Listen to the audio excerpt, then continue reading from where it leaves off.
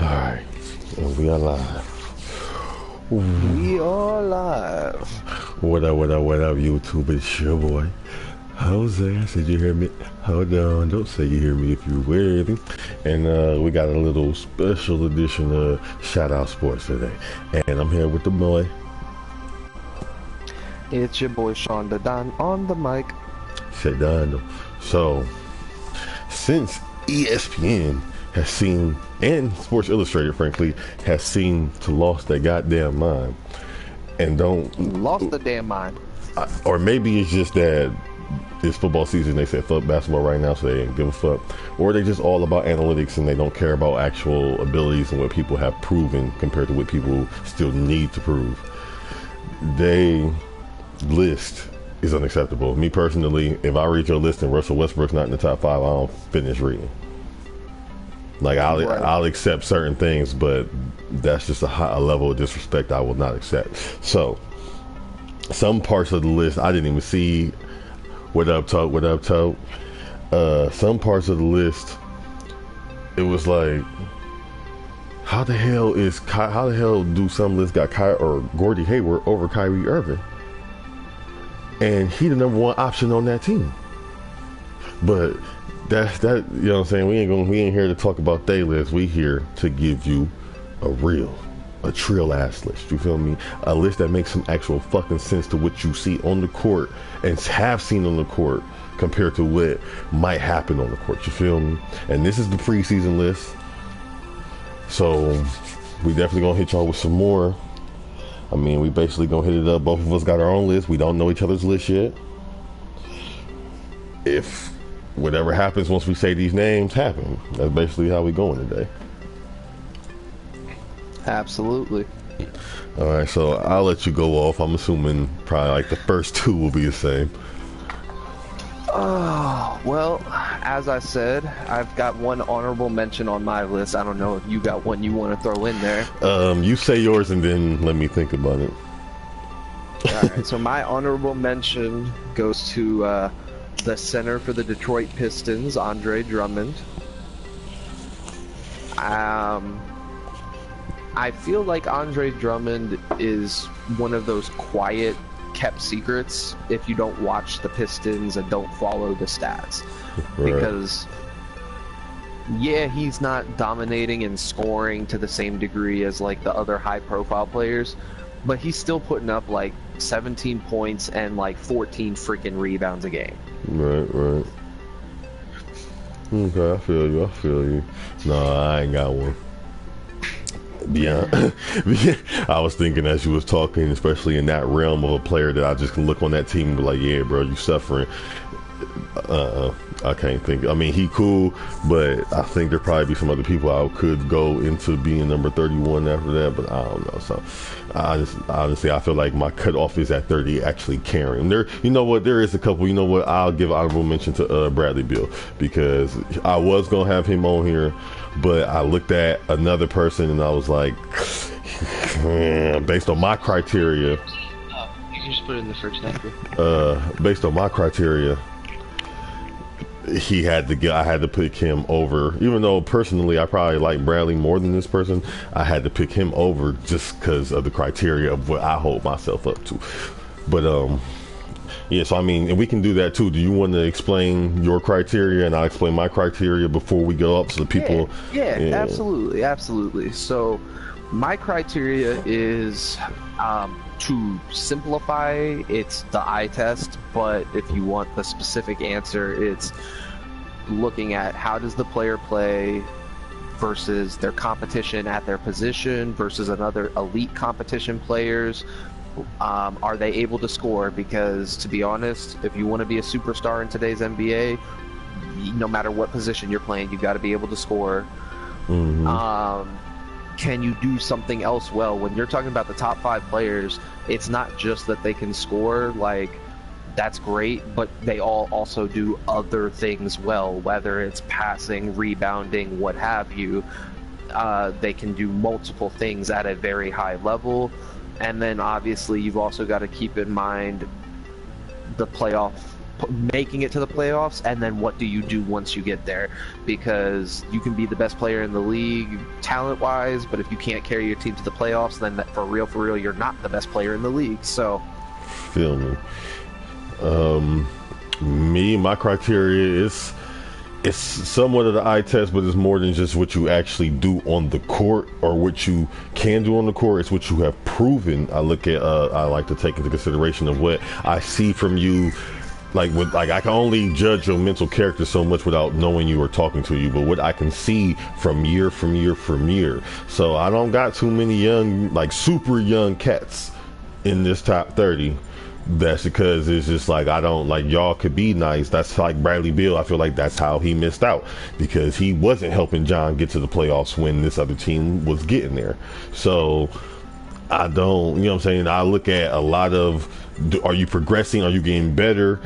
Just because you a dog, Russell Westbrook, Bron, KD, Kawhi, they still get better, and they're already the best. You feel me? So I take that into consideration as well. How is your game advancing? If I put stock into potential, I have to see that you are advancing to where, for somebody who would be like a Kyle Lowry, to me, he's not on my list because you're not advancing. You are the same player every year, and you're not helping teammates and you're getting weapons, getting help, getting a team fed to you, and you're not helping. I understand he's been hurt sometime, but like I say, stat availability is a stat. If you aren't there to help your team, me as my GM 2K player, and I don't have to think about real money, I will get your ass the fuck up out and get me somebody who gonna play. So I look at it them is kind of my criteria of what you're doing, what you've been doing, and where do I see it going a little bit. Because like I said, I'm not putting too much stock into potential, even the potential of a star player. Right. Which brings me to my first snub of the list. Trust the process. Oh. Joel Embiid is not on my list exactly for that reason. Bro, you a glorified Greg Oden right now to me. You can't even play more than 20 games in a fucking season, so you ain't gonna be on my list until you can show me you can stay on the floor. Truly.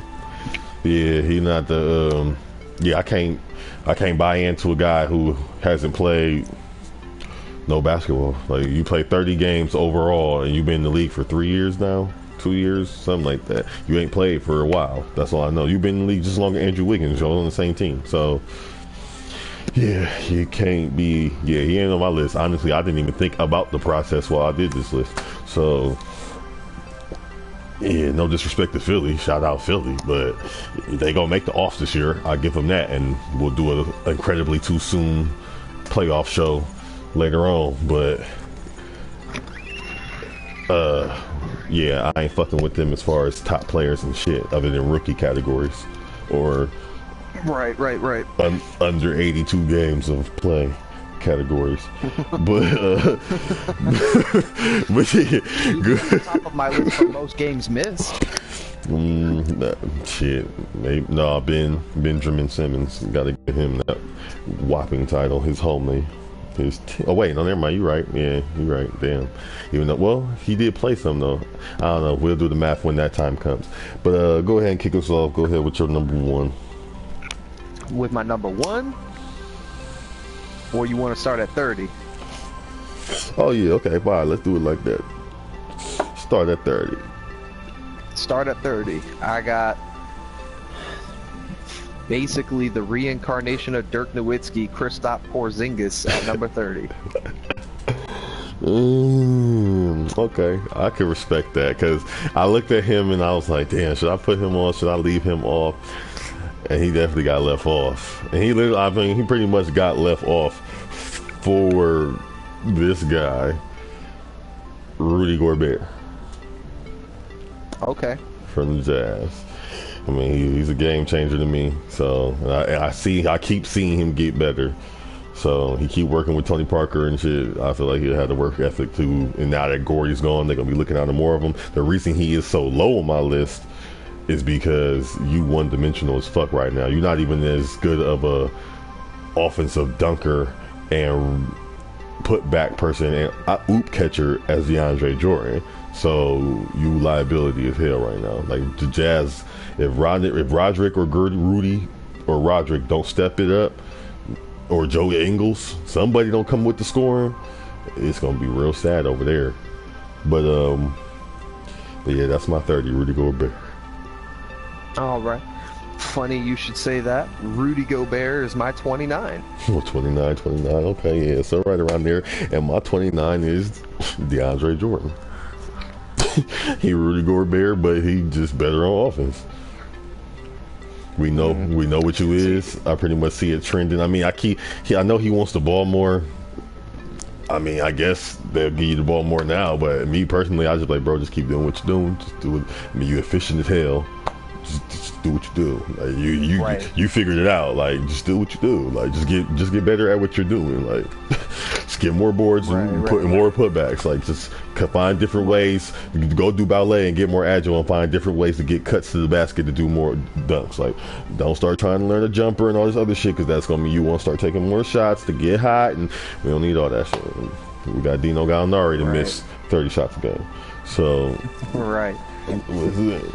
but yeah, DeAndre. I will say DeAndre did not make my list. Ooh, well, yeah, he almost ain't make my list neither. My last like 5 was a mumble jumble of players. Like, a lot of it like DeAndre got in just off the strength that you've been to the offs, you holding it down, you keep consistently getting more consistent. So. I'll say the reason I left him off my list is the fact that he's kind of one-dimensional himself, like you said about Rudy. He is, I say, like two-dimensional. Gets putbacks, gets alley-oops and stuff, but he don't really have a good offensive game outside of that. And I feel like Rudy is a better defender and at least has more potential to develop an offensive skill set. I don't think, like DeAndre Jordan, I don't think he's going to come out and all of a sudden be a Hakeem Olajuwon this season. Oh, never that. Rudy at least has the potential to develop that kind of skill set right now. I mean, it remains to be seen, but... Yeah. Bless you. I said Jared. So... number 28, I got Kyle Lowry, who you left off your list. Yeah, I'm not impressed by him at all. Kevin Love for me. Also not on my list. Mr. Love. Kevin was a person that I seen his name. It was like if I wouldn't have seen his name, I would have forgotten about him. But this is probably a biased pick, not in that because I'm here in Ohio, I give a fuck about a Cav. It's more biased of I just hate to see a player that I know is good and people don't want to take into consideration the situation that he's in. So they want to just, he's a bum. He is that and third. So I feel like this year, especially while Isaiah Thomas isn't there, we're gonna get to see a hybrid Minnesota. Maybe these finals. If he plays in the whole season like he played in the first couple finals games this year, that he gonna be something like he was in Minnesota, and he gonna get a lot more touches. So he might start getting hot again. And actually start hitting that three, but he gonna start showing that he done lost so much weight. He got to be going. He used to be able to pump fake and go to the basket and dunk. He got to be doing that better now. He got way less weight on him. You would think, he still get boards. I feel like he's just not getting used. So we'll see. He'll see if he proved me right or proved me wrong. But I think this is a breakout year for Kevin Love. That's funny to say about a player that's been on that long, but I think with the situation he's in right now, this is the best situation he's going to have in the NBA, period. Fuck just in Cleveland. Right. And for the reason I left him off is because, like you said, we've kind of seen him regress so much from his Minnesota days where he was having them 30-point, 20-board games. Right. 30 and 30. He's become kind of a shell of what his former player was. Now, yes, part of that is playing with LeBron and playing by LeBron's standards of play style. But at the same time, if you a talented scorer who can go down on the low block and do all these things, even if you're only getting 5 or 6 touches a game, those 5 or 6 touches a game, you got to make them count. And I feel like he hasn't been. So that's why I left him off. Right. So, number 27, CJ McCollum. Ooh, I personally left him off just because I'm like, you too young for me, cuz. So that's the only reason I left him off. I understand the boy hot, I know he hot shit, but he's still too new for me to really trust you all like that. Like if it works this year, like last year it was shaky because they exposed y'all defense. They gon' do it again this year. So if y'all can still consistently for 3 years in a row now get all the touches that y'all both need, and y'all can make Nurkic, what is that his name? Nurkic, whatever. You get the new center that y'all got involved and actually become a triad, then, or triangle, whatever you want to call it, then y'all can, then I'll be like, okay, yeah, CJ McCollum is actually one of the top, 5 shooting guards in the league. But I just got to see. I need one more year. I don't know why. I just need one more year. So that's why I ain't even fuck with him for the top 30. Plus, I feel like, yeah, he's just young. Too damn young. He ain't did shit. Like, they got to the playoffs. Dame did all the work. He disappeared. But, so I didn't mean to just disrespect CJ McCollum like that.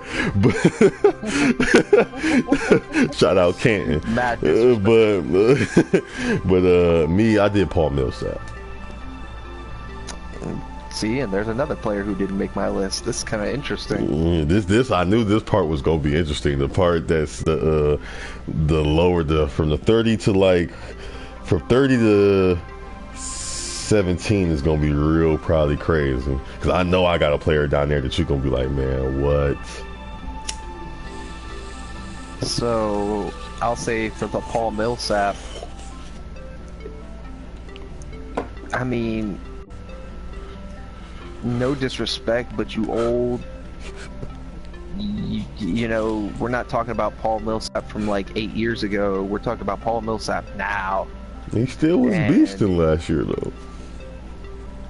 Did he though? I mean, he still got his numbers. He like DeAndre Jordan. I give you what I give you, and that's all I'm gonna give you. I ain't no superstar. Yeah, but I'm an all-star reserve type of player. If a nigga get hurt, call me in. You gonna tag me in. You know I'm gonna get the job done, cuz I'm gonna get the job done. You know I'm gonna get the job done. I get the job done for what they need me to do. I show up. I mean, Atlanta. I gotta wonder. You got Al Horford on your list? Oh, absolutely not. Absolutely not. It's a difference. It's a difference between being consistent and reliable. But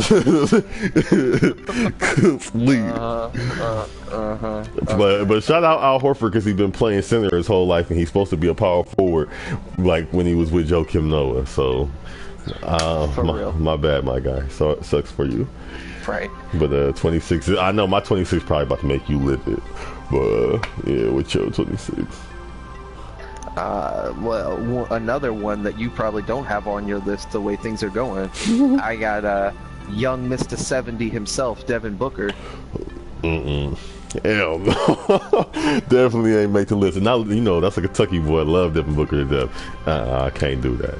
Hell no, I can't do that. Especially because they lost. I feel you though. Like he hot shit. He next. I know he next. I know. I'm excited to see them. I don't think they're gonna be as bad. Like they're gonna be a reason that pick the Cavs got is gonna be so good, because they're not gonna be that bad. So Brooklyn's gonna be under them for sure. Like it's definitely he's a monster, but. He's like year 3, but damn, I guess I still feel like too young. Just it ain't even too young. It ain't too young. It's just not enough. Like if he would have won the game, then I'm like, nigga, you willed your team to win. You was just putting up shots, cuz. Like I know the skill set's there. I just need to see more on the court. I gotta see some more dominance. Okay. That's what it is. There you go. Yep. Took a second to get there, because I ain't want to diminish Devin Booker anyway. That nigga's a savage. Same thing with CJ McCollum, but I just need to see it.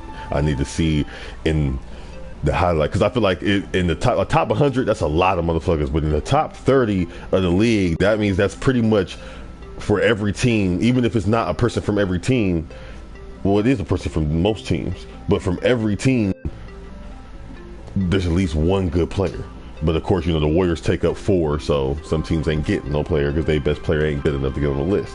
But same time, I look at it as like, okay, the top 30, that means like for these is all the guys. If this would be the hand pool of guys that if you were at a fantasy draft, these are the first 30 motherfuckers that's gonna go. This is the first player that each franchise gets. Literally the guys you would start your league around. That's why I like 30. But yeah, that's so to do that with a little young cat, I don't know. But for me, I know you about to be pissed on this. At least from most of your reactions to him, it makes me seem like you about to be pissed on this one. My 26 is Marc Gasol. Oh man. Okay. See. Ooh. Okay. All right. Well, go ahead. Talk about Marc for me. Marc, I got him because they've been dragging that same dead ass team, him and Conley. They've been dragging that team that keep filling this roster with ancient relics, Tony Allen, Vince Carter, or the smallest of rookies they can find. They centers be 7 foot, 175 pounds. Like, I don't know where they find the people to put around these cats. It's been Gasol, and since Rudy Gay got the fuck up out of town, it's been Conley, Gasol, and a bunch of defenders, 3D and 3 guys, just trying to get the job done. Randolph for a while too. Oh, and Zebo, so that just made him even slower.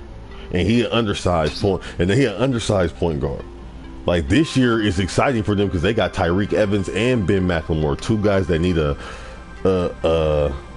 huge resurgence in career. Tennessee is a great basketball state. They could definitely get it done, but Gasol is the bread and butter of that. Like, he makes that trade not unfair that the Lakers got for Pau Gasol now, because he's better than he's better than Pau was, and he's involving. He got a 3 now, so he probably had a 3 and they just tell him not to shoot it, but now he's like, well, you want me to start shooting that bitch?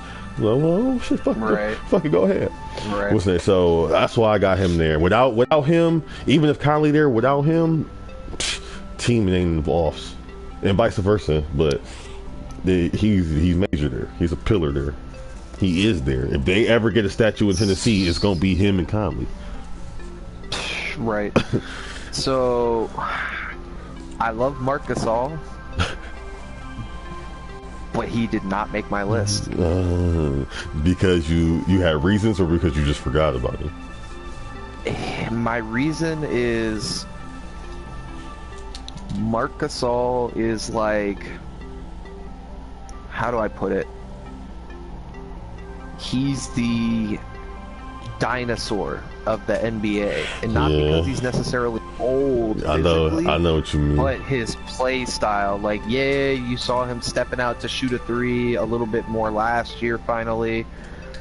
But he's pretty much a back to the basket post scorer, and then a defensive rebounder. But he still can get the job done. Like, if he can still do it in this league, that's what I give him credit for. I mean, the guy still puts up like 20 points a game and like 8-9 rebounds a game, but the problem is just his play style is very quickly dying out and making way for the athletic ones, the DeAndre Jordans, the Rudy Goberts, the the Greek freaks of the world.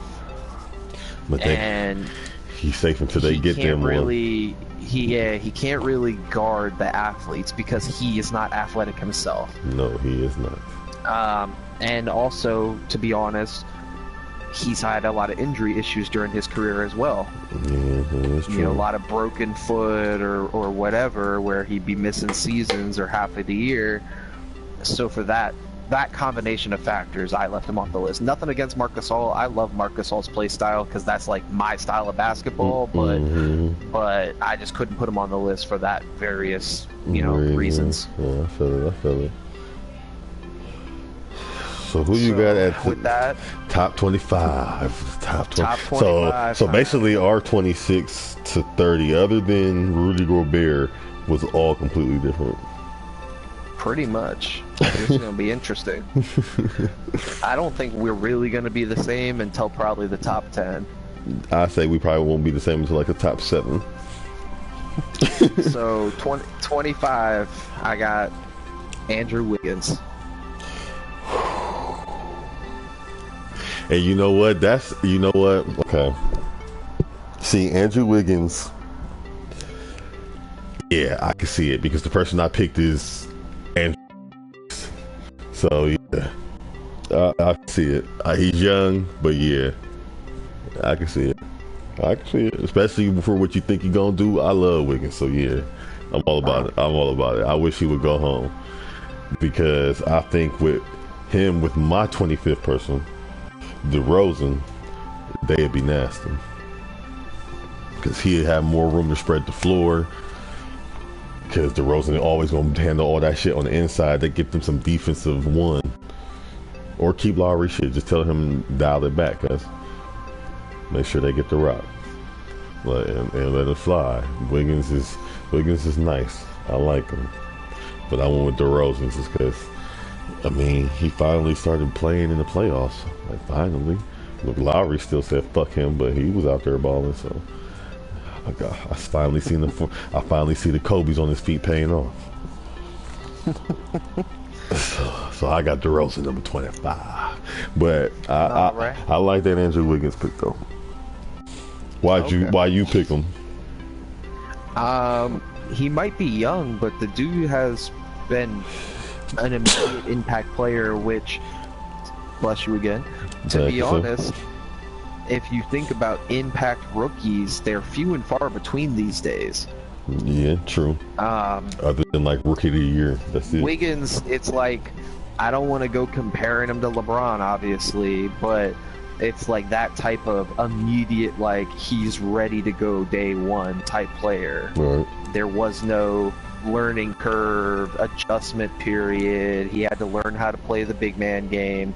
Like, he came in and dropped 20 points a game, I think, as a rookie. So, for that reason, I say he's one of those, in the future, he'll be in that convo once the LeBrons and KDs are out of the league.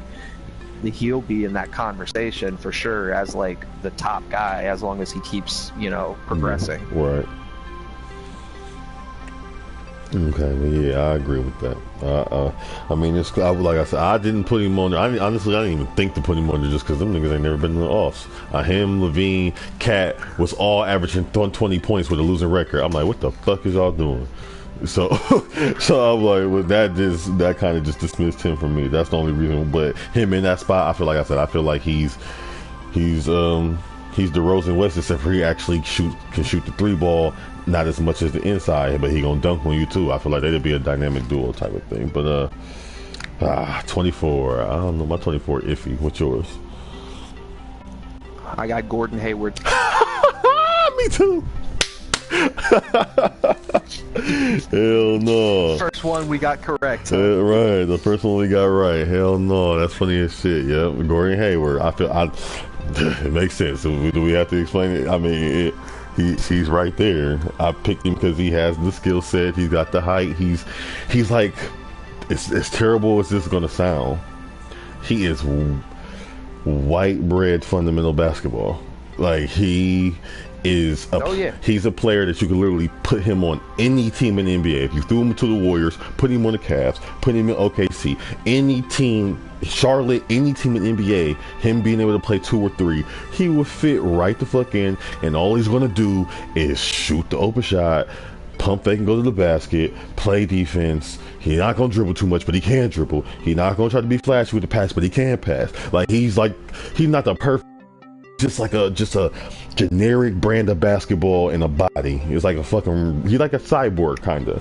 just without super athleticism. Like if he had crazy athleticism, it would be ridiculous. But he just like what I call Gordy. What? And it's kind of ironic now that he's on the Celtics. I call him Larry Bird Light. Hey, I like that though. He can do it. Yeah, he can do it all a little bit.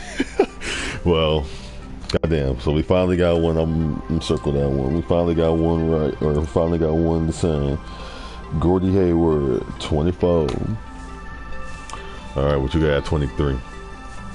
Now this is one that's gonna make some people mad, especially if you all up on the SI and ESPN list and think that they know what they're talking about because of analytics and projecting potential. So you about to go 23. You about to go Giannis Antetokounmpo. You about to go there right now. So before I tell you mine, why did you go there? Right? Why? That's even lower than what I did. I say this because, as you have pointed out yourself in our conversations, you can't be a top guy based off of potential. If that were the case, it would still be getting talked about. You can't shoot the ball, bro. Can't shoot the ball. Facts. To score 20 a game, but you do it by getting little like slashing, going down to the basket where your 6'11" ass has an advantage, but you can't shoot at all. Like your shooting percentage is garbage. So then when they figure you out, it's gonna be a wrap. Yeah, I mean, and when you're that one-dimensional, I can't put you in the top 20, bro. Well, it showed in the I playoffs. Can say, I hope he does improve. I hope he develops a jump shot, and then we can praise him as being this freak of nature everyone else claims him to be. But until I see it with my own eyes, I can't put you in the top 20 for being one-dimensional. Well, he played good deep. He goes good defensive skill set. He is a above average passer for his position. But if you actually look at his numbers, he really wasn't putting up rebounds or assists in that high of a number last year. It was just that people would see him make a nice pass here or there and start talking about how he's Magic Johnson. So that's why I got Giannis that low, and I know that's going to make some people mad. Too bad. Yeah, I don't think I mean, put it this way, I want to hear it. It's just interesting to see what is going to be the next part of your list now, so I can see, because I could like him or yeah. Because I'm not like you said, you use my own shit against me. I ain't sold on that nigga, but I got him a little higher. For me, 23, Michael Conley. Not too above his boy for the same reasons. If it wasn't for me, wouldn't be no team. You got anything else to add to that? No, not really. Because I really don't like him. Okay. I just got him on there out of out of respect. Nah, fair enough. Mike Conley did not make my list. It's nothing against Mike Conley. I actually really like Mike Conley a lot as a player. But the point guard position is just too deep, and there's just too many players better than him to put him in my top 30. He would be like in the top 40 probably, but I can't put him in my top 30. Well damn, son. Well, let's hit that curve down to 22. That deuce. Mm-hmm. So, guy, you left off your list. Close to home for me, I got Bradley Beal at 22. Bradley Beal. I would have had him lower, but he actually stepped up in the playoffs and finally showed me that he can put up points and take over a game when needed in the playoffs. Except for Game 7 against Boston. Him and John Wall, neither of them really played well, to be honest. Right, they both crumbled, so that's why I couldn't do him. I gotta see, but this year I expect a lot though. I'm on him. This should be his Damian Lillard year. I'm expecting a lot from him this year. I'm expecting him to put up 25 a game, Like, he was already averaging 23 last year. You got to take that step up to the 25, that elite level scoring category, that, as they like to say. Right. And I would also like to see his shooting percentage go up. Me, I gotta go with Blake. Young Griff. That low? Yes, young Griff. Wow. Okay. Young Griff. I mean, okay. Blake's got the reason I dropped him low is because, number one, the mental, man. It's not even about being hurt all the time, because yeah, you're a freak athlete. I do see your body deteriorating a little. Well, not your body, your athleticism is coming down. You're starting to lose it a little bit, which is cool because you have developed a little bit of an outside game. Still ain't got no post game. It would have been nice to learn that while you still were crazy athletic, so you could have just did like a shimmy and just exploded and dunked on the nigga. But you never took the time. So, but you learned, you did get a shot though, and now you can shoot three. No Chris Paul, so you actually gonna be able to dribble the ball and bring it down court like you did in college, and you can get some dimes and shit. So I expect a lot from Blake this year to prove me that he is an MVP candidate. But this is also kind of to show you the respect for my list I have. Like, that nigga in my mind is an MVP candidate, but you do dumb shit. You not just working out like you should be. You punching ball boys. Like, nigga, how mad could you be at a ball boy? Like, come on. Like, you gotta be smart about this shit. Like, you hurting yourself, and then you're not working out while your hand fucked up, so you go back and you tear some other shit. Like, it's just dumb shit. It's just dumb shit. You gotta get the Hollywood out and go back to being Oklahoma Blake and start banging on shit. You getting the rock. They gave you the keys. You got Dino to kick it to. Get the shit done, and then I'll put you back up where maybe you belong, I feel. But I had to drop you right now. Interesting. Okay. He'll make an appearance on my list, but definitely a little higher up. Mm-hmm. So that brings us to 21. Now, I feel like everybody been disrespecting this man. Like, they done forgot who the fuck he is. Mm-hmm. 21, I got my boy Hoodie Mello up in there, man. Man, listen, I got Hoodie Mello too, guys. Mellow gang, man. 20, yeah, and they tripping. Like, it's a perfect position for him to be at, because Melo still got it in the tank. You gotta think, he taking time off the tread. He barely playing in New York at this point. He don't finish out games because they already getting smacked. He only played to the end if they close. He sit a lot of games. Like, he taking tread off the tires. He about to be motivated. His bitch done left. Like, he about to be out here ready to cause havoc. That's why he ain't been doing nothing but sitting in a damn hoodie, so his face ain't on camera, so he can just play basketball, because that's all the fuck he want to think about right now, because he's salty as hell. But at the end of the day, I'm trying to look it up. My high ass keep on going in and exiting out. But I just want to see, because everybody, like you said, they act like they forgot who this nigga is, but I'm thinking, like, when you look at what he's still doing, when you can tell he really don't care. He not playing basketball. He out there just, all right, give me the rock. I'm gonna let it go. Like, when it's competitive games, he play against Bron, and play against Wade, and play against the homies. He play better against good competition, because he got to remind y'all, nigga, I'm mellow. But other than that, he not out there just trying to help nobody get better. He just like, man, look, we here, but even still doing that, he's still getting like 22 points a game. They said if he averages 20 points a game this year, which you know he averaging more because he's not about to end out the season in New York.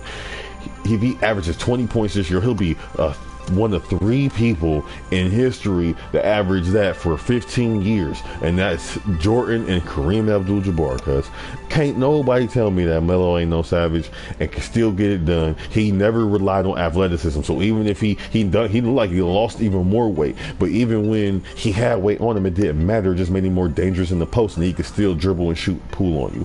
The man could do it all. He played team defense. He can't lock you down. He not gonna jump no passing lane for real. He'll battle the ball, and if he, so if he get his tip fingers on it, he can estimate a jump and try to get there. But he's not we know he's not an amazing defender, but he's a team defender. He's in the way. He can get his arm straight up. You know what I'm saying? He's not a lockdown. He's not a liability when there's some real competition on there. You can watch the film. What he did on Kobe. He just got to care. He got to care. One of the best games I ever saw was that Western Conference Finals with him and Kobe. Right, like you gotta listen there. You gotta respect what he done did, what he still can do, what he's still doing, even when you can tell like this nigga don't give a fuck. Who in New York care? Other than Porzingis and him, who you know on the team? Hell, they did the fact that Porzingis made a big thing about you better not trade Melo tells you how valuable he still is. Right, yeah. Most definitely. So you had him at 21 as well? Yeah, same. So that's 2. All right. Number 20, Young Sav, Damian Lillard. Ooh. That's low for me with Young Dame. But I do got him above Giannis though.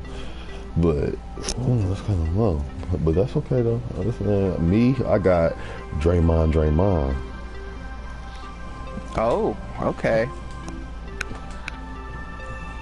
Yeah, Draymond, I mean, he a do-it-all type of guy, you know what I'm saying? I respect the skill set most definitely. I understand his importance, and that's the reason he's so high. Truthfully, is the reason I respect what he is for the Warriors and what they would not be without him. Like, he's just as important as KD. Them is the 2 most important niggas on the team. Steph and Clay, them is some beastly-ass, unnecessary-ass henchmen to have. But in the depths of the trenches, it's KD and Draymond. The other 2 is just firepower. They good when KD not there, but they can steal the show in a heartbeat. I don't want to take nothing from these motherfuckers because they high on my list. But when you look at the chemistry of that team, it don't work. It didn't work without KD, unless the Cavs was hurt, and it didn't work without Donn. That's why y'all let the Cavs back in. Without them, it's huge, period. So it's the whole thing to being dominant and winning guaranteed. It's them. For it to be scary, one of them go down for the year, you're not as scared of them. You think everybody feel they got a chance at that point. I'll agree with that. And if Clay go down, the nation won't be worried. They're not gonna be worried. They'll be sad, right, but they're not gonna be worried. So I'll agree with that. So that's why, honestly, that's really why he's 20, because he's like, I feel like he's one of those players like how we was kind of saying earlier, where like Brown, okay, everybody compare Brown to Jordan, so they try to give him that little baby character all around, or that sub greatness of all around, when it's like, oh yeah, he's not the best rebounder, he's not the best passer, but he does both of those things better than Jordan. So because he's so great, it's like we got to relate that to Jordan somehow, and no, it don't work like that. So I feel like that's Draymond. Like, he do a little bit of everything on the court nice as hell.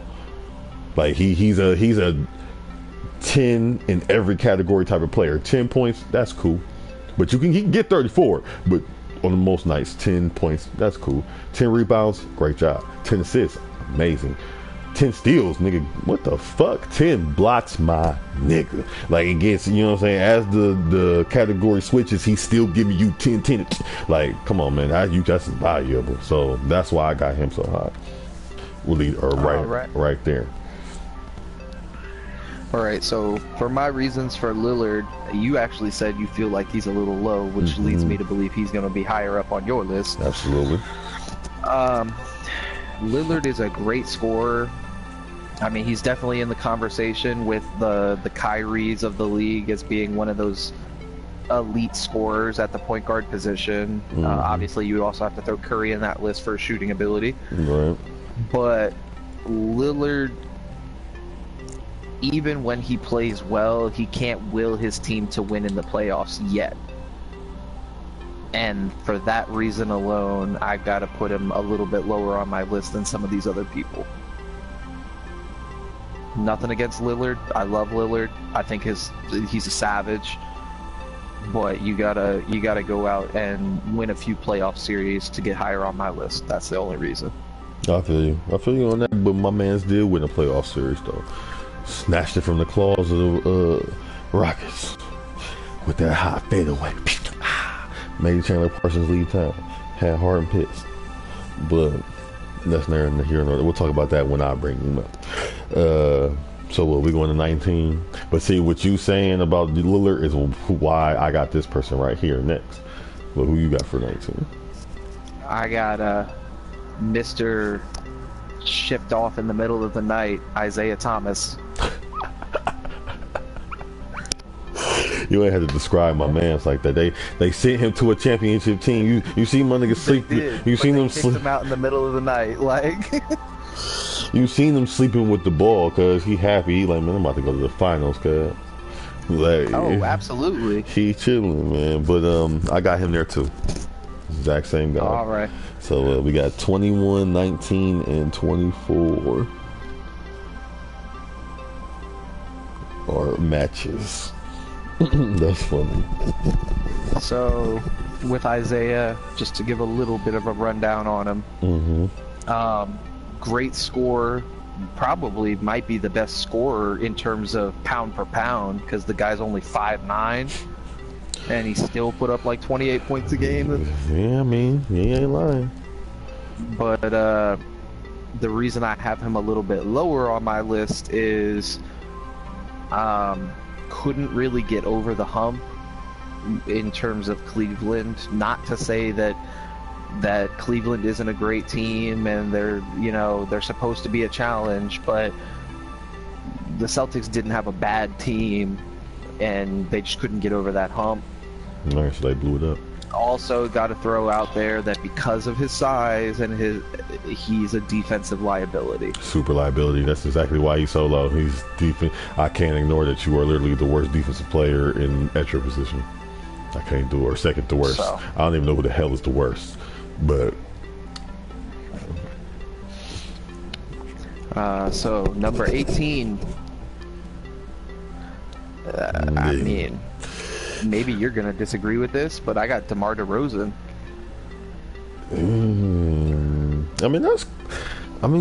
He got clout. He got wins under his belt. I mean, but he the same way as Isaiah. He can't rise to the challenge of the Cavs.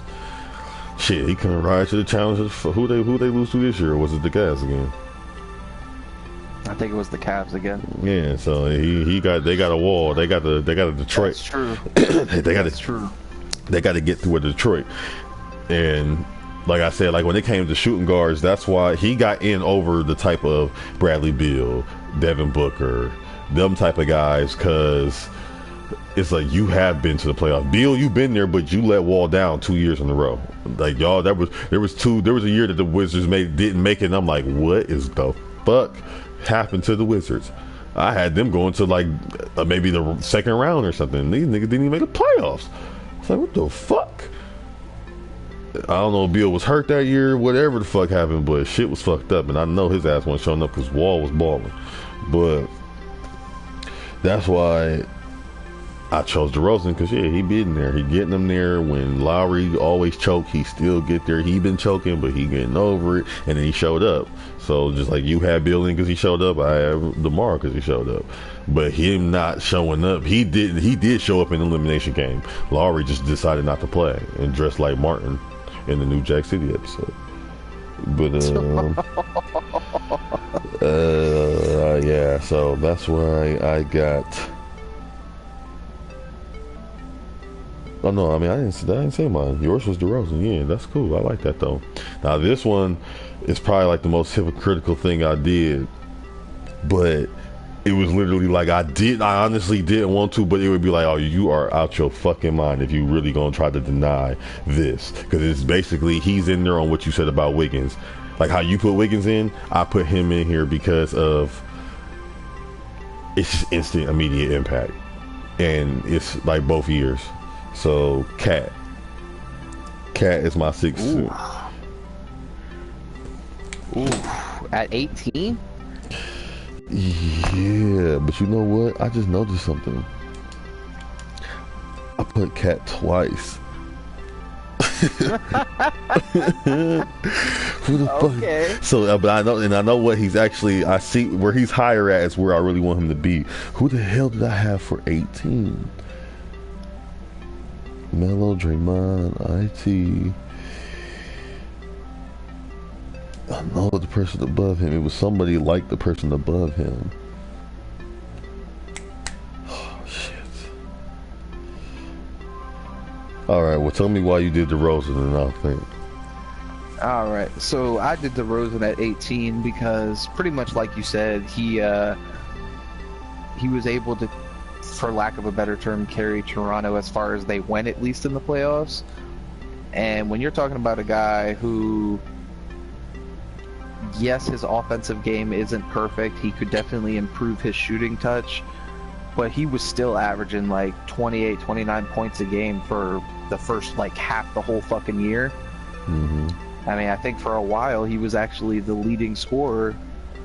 That type of impact, at least at the scoring side of the ball, it's kind of hard to deny that. And I do expect him to actually improve this year unless something goes wrong horribly.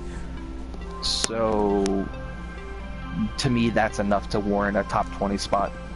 Right. Yeah, that's cool. And yeah, my 18 was Wade. Wow. Yeah, Wade. Okay. He don't play enough for me no more. I can't rely on you. I can't put the team. I can't put the team or build you up on your back. If I'm curious, why is he even on your list? On my list? He did not make mine. Oh, I got him out of. I mean, he's still a factor. He's still getting the shit that, like, without even playing all the games, and getting his minutes monitored. He still got like 18, 5, and 4 or some shit. He gets the same stats that Gordie Hayward got, and Hayward just got like $138 million. It's just that Gordie Hayward is 26, 27, and Wade got bad knees and he's 34. But it's the same production with way less play. Okay. So he's still there. It's kind of like a Melo thing. He's still there when you really look at the numbers. Like if he was playing 30 minutes a game and playing at least 60 games of the season instead of monitored around 45 to 50. Interesting. So that's why I got Wade in there, because he's still, it ain't Flash no more. He's definitely Dwayne, but all them little ass shorts, he didn't learn how to be aerodynamic and shit. So watch, he gonna bring back the Jordan shorts. He gonna be the first nigga. Then you gonna see a generation of 90s kids all start wearing them. Watch, he bringing them back. With Dwayne Wade gonna bring back the Jordan shorts and the Larry Bird shorts. All right.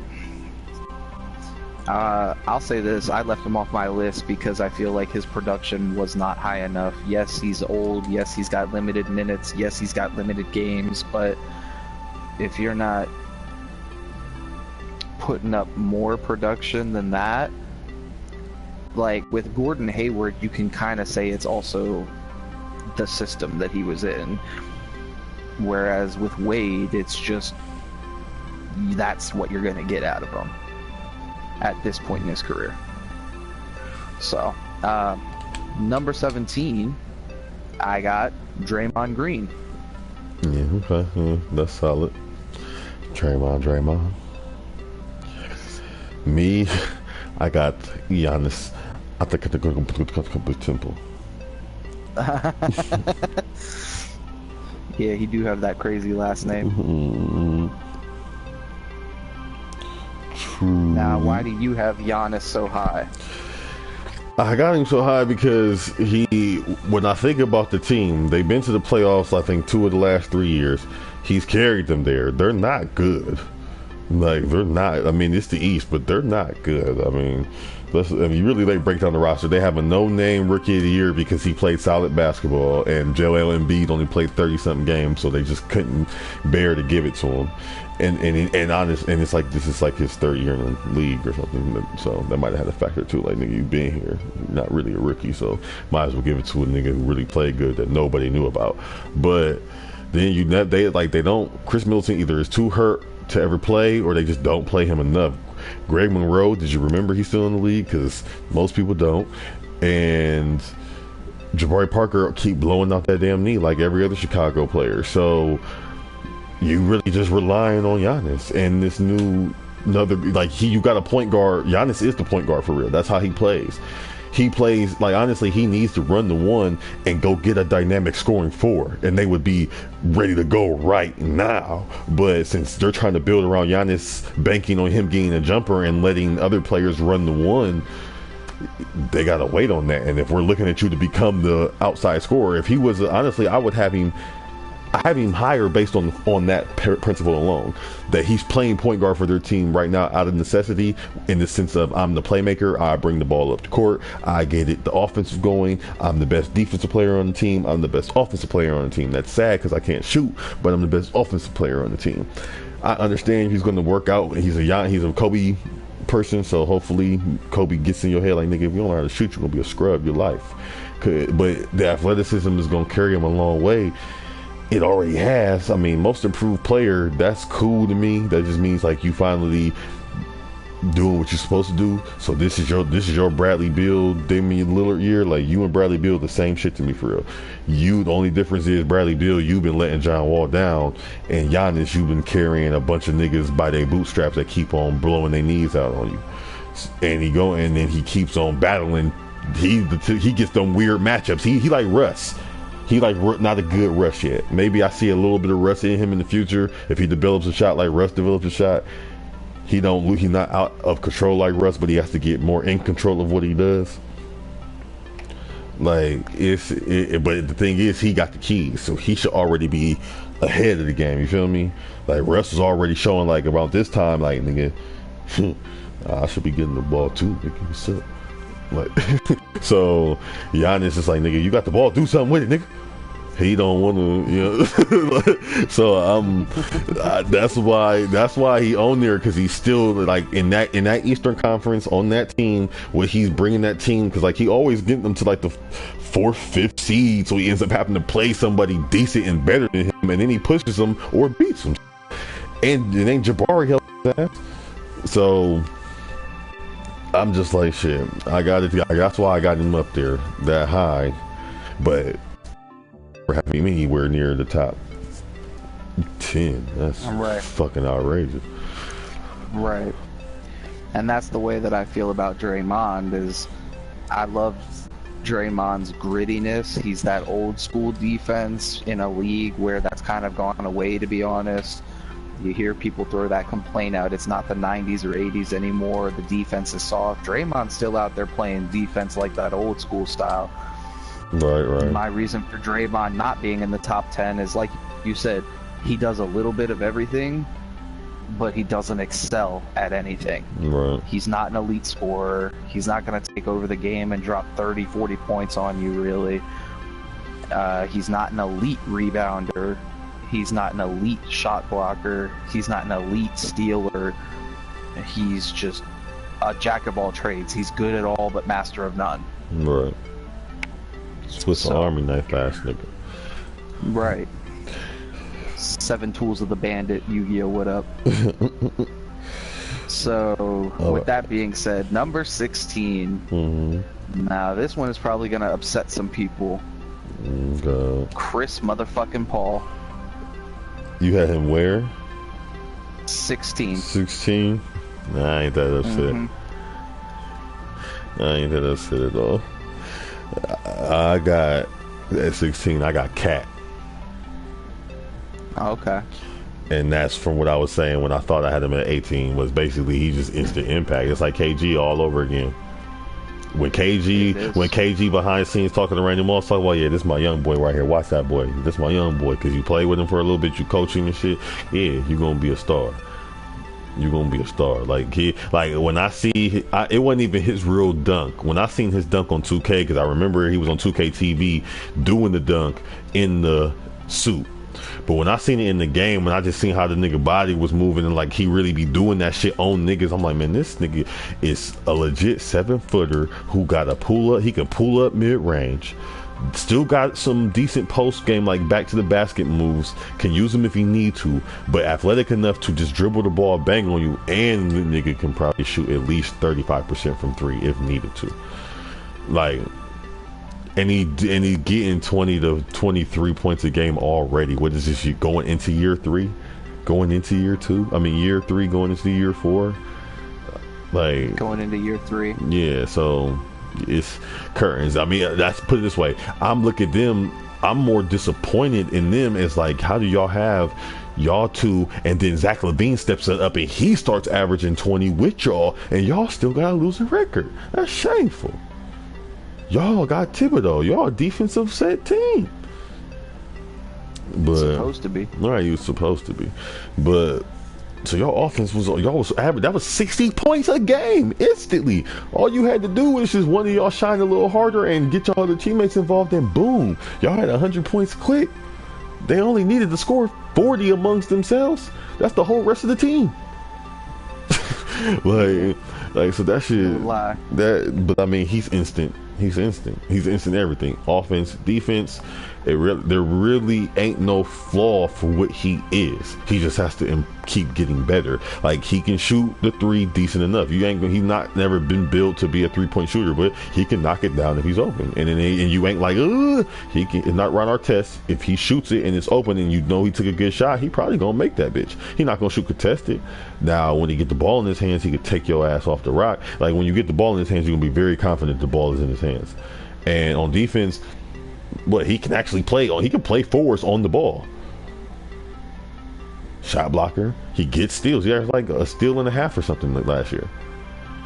Right. So he's got it all. He's just young as shit, and he's underachieving as far as being able to sway the game.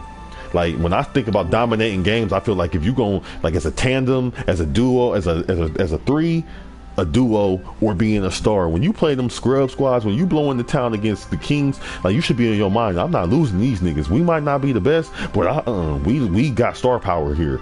I'm not losing to these niggas. Who is these niggas? These the Kings? No. You going to Orlando? I'm not losing to Mickey Mouse and them. No, I'm not losing. Like that. I feel like as a star, you should have that about you. Like, no, like, you better. I want, like, Kobe. We going to Toronto? We ain't losing to Toronto, nigga. I'll be damned if we losing to Toronto. And who ain't playing? Oh, I'll be damned if we losing to Toronto.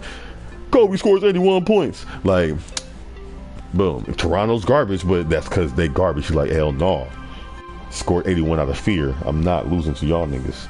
Like, that's what I want to see out of a star. So the fact that y'all three couldn't do it, that's why I can't have him as high as a lot of people would have him. Fair enough. So the reason I got Chris Paul at 16 is his numbers have been going down. It's pretty much as simple as that. Like, if you look at him play, he's not the same player. He's not going to take over a game and put the team on his back like he could 3 or 4 years ago. He's still a great passer, but even his assist numbers have actually been going down. So I have him a little lower. I know he just got paired up with Harden, so them Rockets fans are all excited. They think it's the new future for the team, but Harden's kind of a ball dominant player anyway. So having Chris Paul to throw him the ball isn't going to really change anything. Like, Harden's not a spot up shooter. Harden's ball dominant, so that's why I got him at 16. Okay. All right, top 15. Top 15. Here we go. So number 15, Paul George.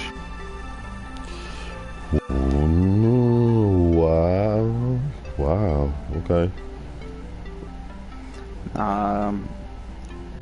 Pretty much, I know we've talked about this before off air. To me, Paul George is like the guy who can go out and get it done against weak competition, but he can't elevate his game against top competition. Like, he's the guy who would literally say, well, who's going to beat LeBron, instead of saying, I'm going to go do something better next time to beat LeBron. And the other reason I have him at 15 is... That's what your boy Lowry said. It is, but notice Lowry isn't even in the top 15. Yeah, screw. But the other reason I got him at 15 is that, to me, if you want to call yourself a superstar, which Paul George and people claim Paul George is. Yeah, I'd say he's a star, not a superstar. You have to be a closer, and Paul George is like the opposite of that. I think they said after last year, they actually threw the little stat up. It was like his shots in game-winning or game-tying situations with less than a minute to go, he's made like 2 out of 50. Oh. That is garbage. That's basically you a liability shooting the ball if it's close. So that's why I got him at 15 and not higher. My number 15 is Chris Paul. Okay. I got him down there because a lot of the stuff you said is just a decline in play. Stats, I mean, the stats is there, but they're not there. You know what I'm saying? He got the same thing as Wade, 18 and 7 or 10. He wasn't getting 10 because he didn't lead. Russ was up there. It was like, and Harden was the most. So I think he was like 9 or 8 or 9. You know 9 points, 5 or something like that. Yeah, some damn near 10. So, I mean, I ain't even worry about all the Rocket shit. He is what he is. He's just going. I think it's very overplayed how ball dominant Harden really is, because yeah, he likes to have the rock in his hand, but let's not forget he grew up playing with Russ and KD, so wasn't no ball dominating going on over there, and he's one hell of a pick and roll point guard actually. So he I feel like he'll be able. I think it might take some. Now that he's gone through it, I think it might take some responsibility. Or I think it might be a step back moment for him. Like, wow, that was to do what Russ do and carry the whole team all the time, nigga. That is a lot. I might not be on that. That's why he seems so hype about Chris Paul, because okay, let him really do that, and I can get back to what I was doing at Arizona. And because in Arizona, he was like a better Rip Hamilton.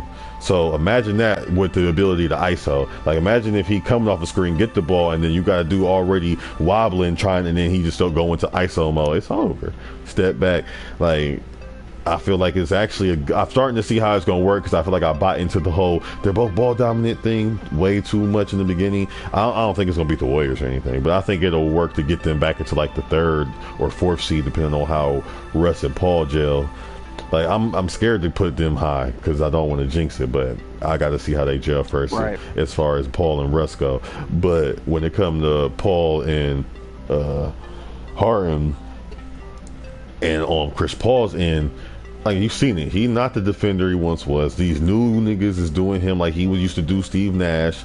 They putting him on his ass. They blowing by him. They getting him in foul trouble. Like, they limiting him on scoring, so he's passing more. Like, which is cool, but he's passing. He's a great passer, but he's passing more because he can't get a shot up or get that space now in front of these fast leader guards. Like, and if other guards like Kyrie and Dame start taking more of a better approach on defense, it could get even worse for him. So that's why I got him down there, because it's just he get into a situation now where it's cool. There's a bunch of talent around him, a bunch of shooters. It fits him perfectly just to be able to kick and not score as much, because Harden's still going to be doing the majority of the scoring. If he goes off, that'll just be an extra perk, and they won't be relying on Ryan Anderson or Gordon as much, because he can give you 18. But that, to me, is just like, that's top 15. It's right in the middle of the bunch. Like, if all the other good niggas was gone, I'm gonna get Chris Paul before I start picking the other niggas we name, because I know at least he gonna run the team right. So right, you know what I'm saying? 15. I feel you on that. 15. All right, number 14. I have Blake Griffin. Blake.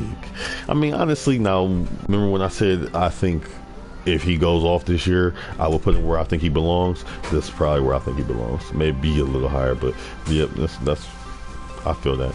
Yeah. Basically, you're talking about a dude who has actually been developing a shot.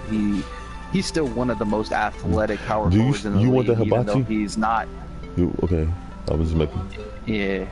I don't know. He's a little step slower, but he's still up there in terms of athletic ability.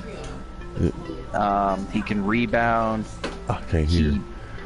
He can kind of do everything that he needs to do for his position.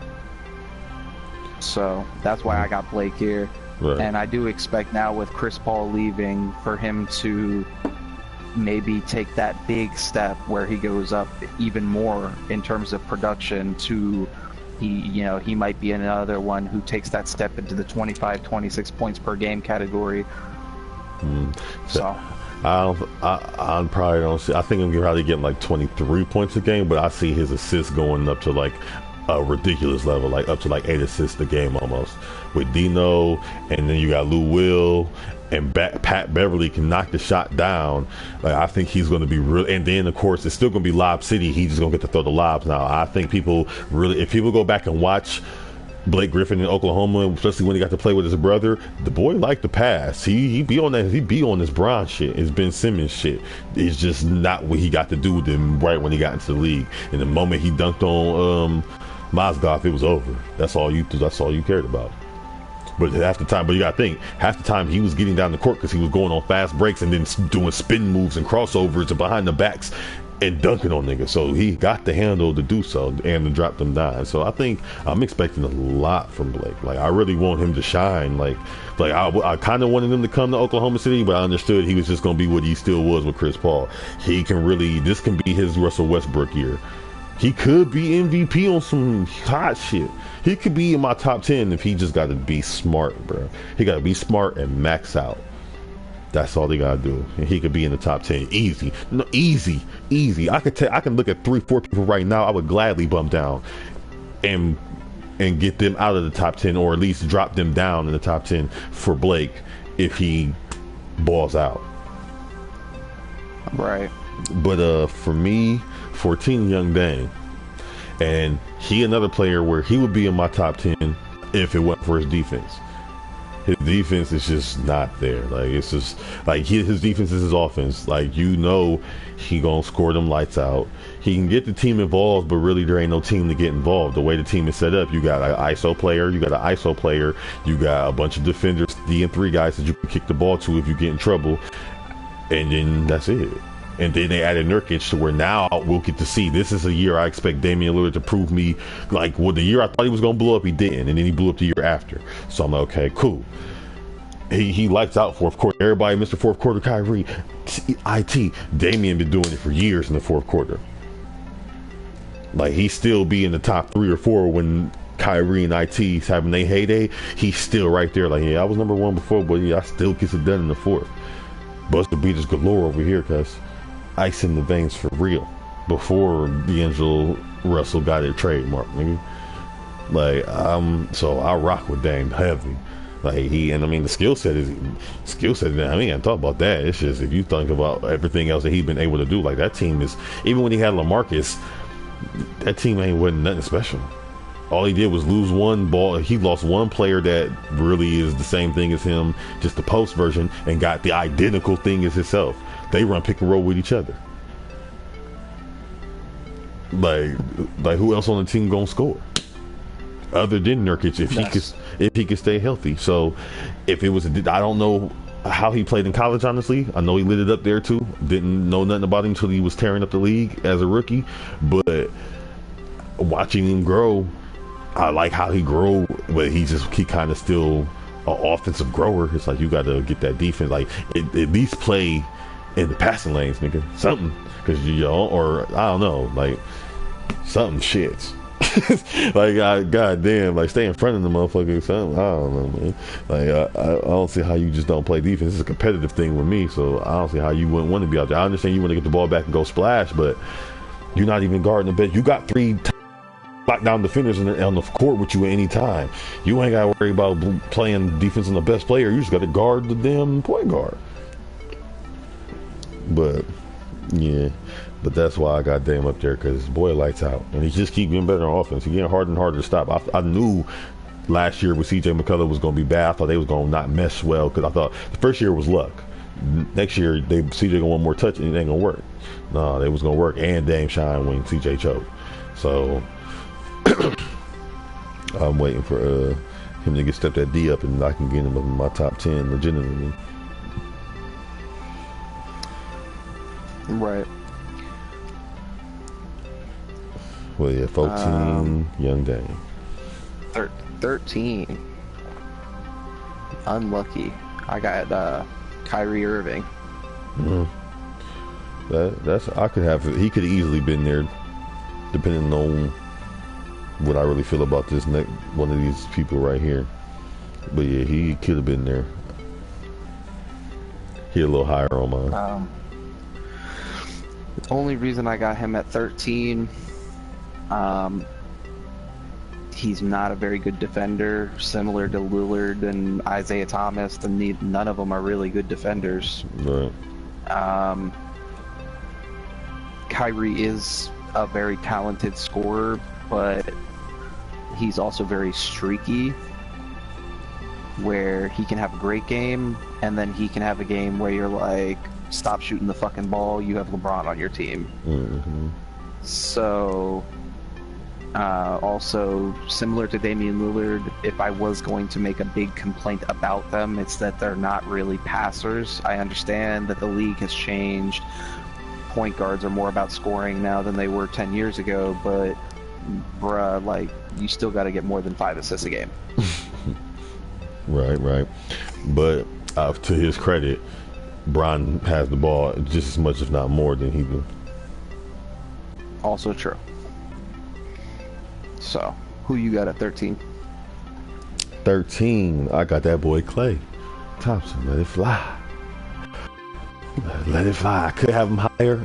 Might be a little disrespectful, honestly, but I mean, hey, he's a fourth option. He gives you 20 to 23 points a game, like, and can just go fucking bananas if he wants to. Let you know, like, at any given moment, I can go play for. I could have went to Boston. I could still go to Boston. I could go to LA and let Klay drop. I mean, let Blake drop me some shit. You know what I'm saying? I got choices. I got options, and he can instantly make a team a contender real quick.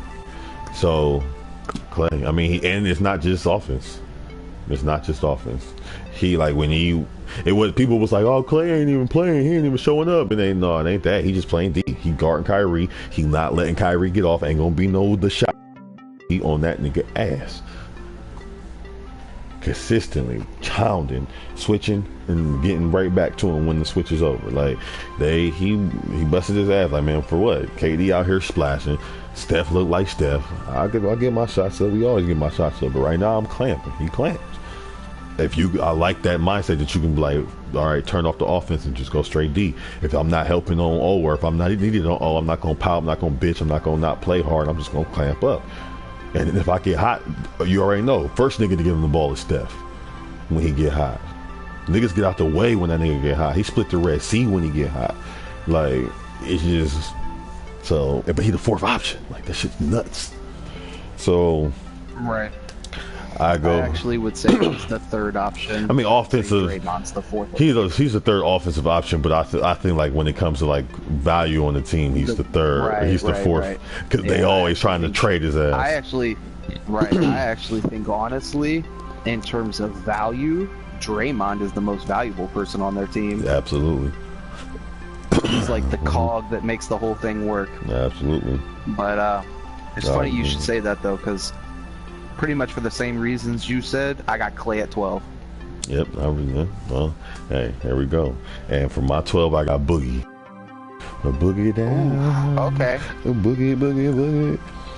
I mean, the only reason I couldn't have him higher because you ain't this shit, bro. As far as much as I know all the situations, and I know I'm not even blaming you for all the texts. I know all the coaching switches and not getting along with players and really only liking Rondo, and you hated Nick Stauskas, and I know. And the team was just dysfunctional. I know. But nigga, you gotta at least try to make a playoff run. Like, there was times when teams where was that down year? And shit, the past year and a half in the West, and the bottom was kind of down. Where when KD was hurt and Russ just missed out to New Orleans, like, that was a scramble. You couldn't get in that. Russ with no KD, Anthony Davis with nobody. You couldn't be Anthony Davis. So that's why that's the only reason he's there. He got everything else. I mean, I'm not too stressed on his defense. It's good enough. He physical. he a dying breed on the inside, but he still can do everything all the new niggas can do. So it's, I don't know. He got everything. He just got to win. That's all it is with him. He just don't win. The nigga isn't tech. I can technically say that without hating, he's a loser.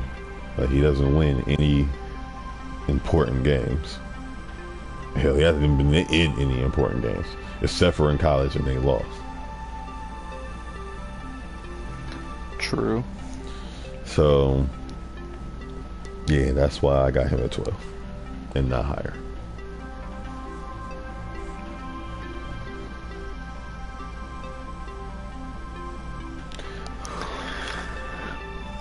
Number 11. Mm-hmm.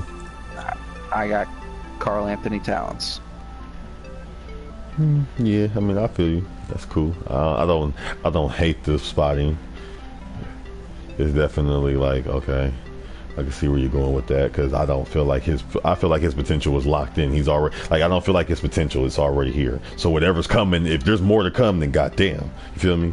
Like, so I could feel you, and I feel like where I have it, I could see him being ahead of everybody I named. So yeah, that's cool. Me, yeah. I don't know if you're gonna hate it, but you could be like, yeah, maybe not. Paul George, because I know he carries a team. I know he can carry a team. He can drag you in hell. Even when his shit just got healed and he came back in the last like month and a half of the season, he almost got them scrubs into the playoffs. Like, he got hard, and he's not an alpha. He's definitely not an alpha dog. He's a beta. So I don't know if I can honestly ever have him. Like, honestly, this is exactly where I see him being forever. He's like the perennial 11th best player in the league. I don't ever see I could put him at number 10, especially now that he plays with Russ, even unless he was to win Finals MVP over Russ. Like, and that would be the only way I could start putting him into my top 10, because, like you said, he has that I guess that reverse close factor, that passiveness where you just kind of invert when shit gets real. You've been in big moments, you've taken your team to the pinnacle of the Eastern Conference, but it's not even that you don't shrink, it's just irrelevant. Like, you become irrelevant in the game. Like, you don't take shots at the right time, you still get your points, but it didn't help the team at all. Like, you know what I'm saying? It just, I don't know, it's just you become unimpressive. And that's why I think you need like a Russ. Like, you're not like KD, where KD wants to turn up, but it's conflicting with Russ wanting to turn up. Your ass don't want to turn up, and Russ gonna turn up. So you just carry us most of the way. And when shit get real, get the fuck out the way and play defense and hit the shot when you're called upon. But right, that's but I'm giving Paul George. I feel like he's a player that kind of is already maxed out his potential. I feel like Paul George, I feel like if you would have put Russell Westbrook on the Pacers when they were going up against the Heat, they could have beat them. I don't know if they could have beat them year 3 or 4, but they could have beat them year 1 or 2. Definitely possible. I'll say Russell Westbrook instead of what? Especially back when they had Greg Hill, Hibbert. Yeah, Hibbert, West, Paul George. I don't know who the 2 guard was, and Russell Westbrook. I feel like that team, the way they were built and what they needed to get over that hump and how they were pushing the Heat, they were never getting their ass kicked. They were taking in 6 and 7 games. Like, these were contested. Like, they were right in the shit. Like, it was buzzer beaters, and like, y'all supposed to be winning these games. They blowed these games. Like, Russ could have prevented that, I think. So, and that alone, that's why I just have him like that. Like, I see you maxed out. You have reached your potential. Ain't no more Super Saiyan. You like Trunks. You can only get to Super Saiyan 1.5. Ain't gonna be no 2 for you, cuz I don't know if later on, right. I don't know if he was able to in this new shit, but back then, from last time I ever knew, Trunks was just stuck. You couldn't go higher like the Full Bloods could. So that's where I feel like Paul George has reached his limit. Especially, I don't even blame it on the leg. I just feel like that's what it is. He is what he is. He can do what he can do. And it will be amplified by Russ because he can't get done. A lot of guys are going to get helped by not being able to be double teamed. He will not be able to be double teamed when he plays with Russ. Isaiah Thomas will not get triple teamed, double teamed when he plays with Brown. Kyrie gonna get triple teamed now, but Gordy not gonna get double teamed no more because he gonna play with Kyrie. So we gonna get to see a lot of shit. But yeah, that was Paul George was my 11. So top 10. Top 10. Number 10, Jimmy Butler. Nice. I like that. Solid selection. Solid. Been carrying scrubs to the playoffs for years now. So that's a good. I like it. Why are you picking? I actually remember a few weeks ago, or maybe months ago at this point, to be honest. Time starts to blend together sometimes. Mm-hmm. I was watching a video, and it was talking about who the best shooting guard in the league was last season since James Harden had moved over to play point guard in Houston. Right. And the three players that they talked about were DeMar DeRozan, Jimmy Butler, and Klay Thompson. And this dude just kind of showed evidence what I already knew, which is that Jimmy Butler's actually a better defender than Klay Thompson. Mm-hmm. People just don't know about it. No, I mean, I don't see why. That's open. Jimmy locks shit up. Yeah. And the other thing that I've always loved about Jimmy is, yeah, he might not be as dynamic a scorer as Klay in terms of like blowing up for 60 points in 3 quarters, but I feel like he's a little bit better potential offensively because he's a little more athletic and a little bit better of a slasher than Klay is. Right. So for that reason, I put him at number 10. He's not good enough to make it higher than that right now, unless he takes a big step forward this year with, Minnesota.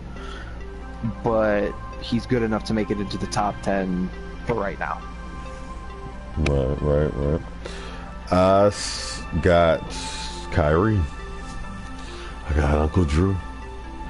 I mean, he ain't really got nothing to prove. If somebody with his credentials, he got it all. He done it all. He's clutch. I mean, he need to get more assists, but like I said, I'll give him credit to that because I've witnessed my entire adult life how Bron changes players, and Bron is a point guard him damn self. So I don't understand why they just don't let these motherfuckers be point guards. Stop calling them small forwards. Get you a small forward and let the nigga run the point. What the fuck is so hard about this? But what's the name? Like, why have a point guard if you have a point guard? But what's the name? Anyways, Kyrie, on the other hand, he one of them people. Duke scores on anybody. Kyrie is another player that you lucky I'm not 6'6", nigga. Like it'd be bad for you niggas. Like he's got that. He really does have that I will bury you mentality. That's why he gets into that. I shoot too much, and you're like, oh, he needs to give the ball. Yeah, he needs to give you that. Oh, I need to give it up more. But at the same time, I think that was part of a proving himself thing. Like, bruh, I'm nice as fuck too. I'm doing all. It was a Russell Westbrook thing, except for he seen that I'm not about to get stuck here in Cleveland trying to be Russ. I'm trying to get the fuck up now while they still got Bron, so I don't look like the bad one leaving these niggas high and dry. And then he got to go to the Celtics. Man, that's bread and butter. And like I said, it's gonna be an adjustment because it ain't gonna be, but it is gonna be. He'll have to get back into that mindset of when he was playing without Bron, where they gonna be running 2, maybe 3 defenders at me sometimes because they know I'm gonna break down one. It's a wrap for the first nigga. I don't give a fuck who it is. It's a wrap for his ass. And when it comes to the defense, yeah, his defense is not good, but it's not atrocious. And he makes effort though. He makes way more effort than Damian, way more effort than Isaiah. Like so, with like the one shot I seen him going up against Steph, he was on Steph as hard as you could be on a nigga without hand checking him, and Steph still pulled in his face and made the shot. Like you can't do no better. That nigga's just amazing. That's so I honestly I give Kyrie and also it's part of I doubted Kyrie once. I was one of them people I wasn't, like I said, I'm not a Cavs fan, so I really didn't care. But I was one of the people that said Kemba Walker and Derek Williams was the way to go, and just trade the pick, get Kemba, get Derek. Fuck Kyrie. He didn't play. He got busted by Kemba in the finals. I mean, in the tournament, NCAA. Yeah, in the NCAA tournament. Get him out of here. And dude's amazing. So I'm not gonna do it again. You ain't gonna spurn me twice. So I'm taking him this time. I expect him to elevate Gordon Hayward to a 23, 24 point a game scorer out of necessity, because he's gonna understand. He's gonna, honestly, it's gonna hate. It's gonna be a love-hate thing. He's gonna have to learn from John Wall. How John Wall will break your ass off, and instead of trying to put up the shot to be pretty while you paying attention and trying to gather, there's a nigga cutting and he just throws the ball into the lane. He don't throw it to the nigga, he just throw the ball in the lane and you catch it and go dunk the shit. He does it multiple times a year where he'll cross a nigga up and just throw a pass. And that's something that Kyrie is going to learn. I feel like because I've seen him do it before, but it's always LeBron. He's going to learn to do it now because, number one, he's going to have Tatum, he's going to have Brown, he's going to have Smart, he's going to have Gordy. So he has weapons to get it to that they're looking to him though now. Like, all right, so he's going to have in mind, instead of being a weapon, now he has weapons. You feel me? And I think that's what the mindset is going to be. Now, I'm giving him the leeway on that, like I said, because I've seen him do it before. But working with my nigga Mamba does not express that he's getting preached, get these niggas involved. So I don't, you know what I'm saying? There's a hint of me like maybe he might, when times get rough, go way too into I'm trying to take over myself mode, because he doesn't need to do that with a player like Gordie Hayward on the team. But we'll see. But right now, I do think he is the 10th best player in the league. All right. Number 9, I've got Boogie Cousins. Boogie. And the reason I put him on here, similar to what you were saying before, dude is the best center in the league. Like, he's the only center that can put up legitimately 26 points a game and like 12 boards a game. Like, he's a beast. He's that Shaq type player of the modern era, because obviously there's never going to be another Shaq, but right. that type of just dominance. And yeah, people say, well, he's on a bum team, he was on Sacramento most of his career, so he was the focal point. Yeah, but that also means you can afford to double and triple team him and he's still putting up the numbers. So if he has a flaw, I would probably say that his flaw is his attitude. It does seem like he has some mental blockers, like he quits on his team sometimes if he doesn't feel like they're gonna win. And it does seem like, I know that people have said behind the scenes he's caused some locker room issues with teammates and things like that. But when he's on the court and he's not getting teed up, he's absolutely someone you want to build your team around on talent level. So yeah, true.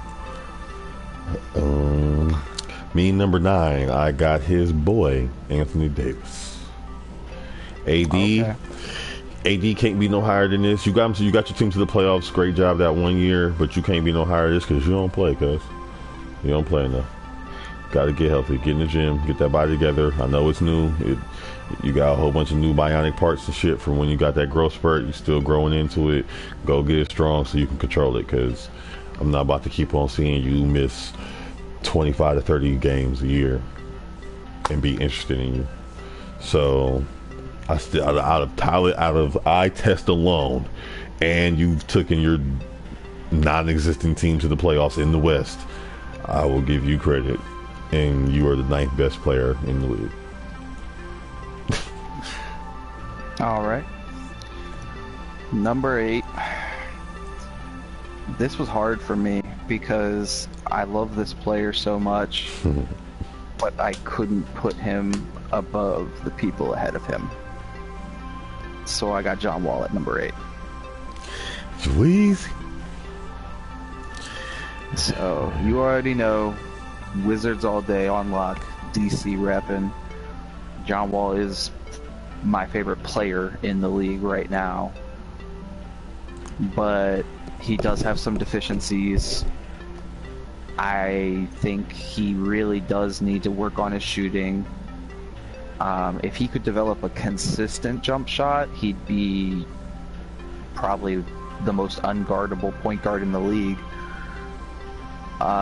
His other big deficiency, of course, being he's never made it to the Eastern Conference Finals. So this year, I mean, you got to step up. You got to lead your team. He is the guy. Bradley Beal is a great second option, and he gives you a reliable outside shooter, but at the end of the day, it's John Wall's team. He's the face of the franchise. You got to step up and lead your team to at least the Eastern Conference Finals. Yeah, for sure. My number 8, Jimmy Buckets. Like I said, he been dragging scrubs to the playoffs for years. His defense is ridiculous. Lockdown. That's a lockdown. He's a Kawhi Leonard type of player. He just ain't been able to be on a legendary team with a legendary coach. He got to play with the greatest power forward of all time.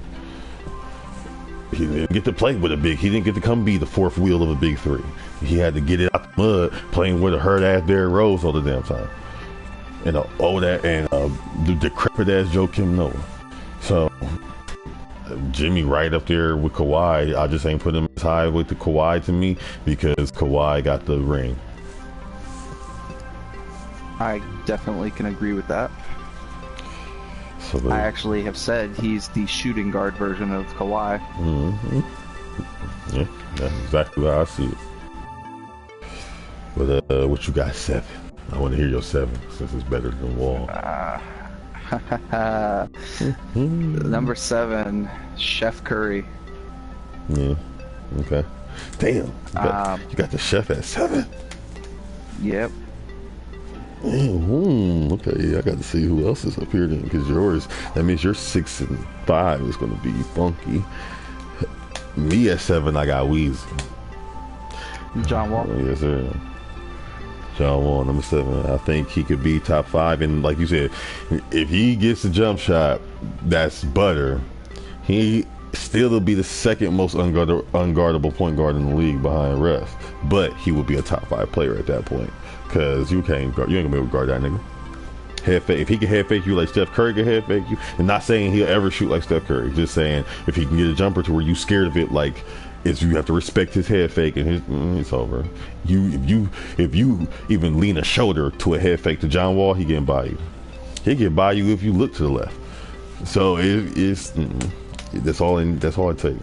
All it takes. I ain't really worried about his team. To me, is more of a letdown than anything else. He did come up short in that game 7 this year, but most of the time he's right there, and they just be letting them. Somebody don't step up, and it's just like, come on, just play a full game. Everybody play a full game, a couple games in a row.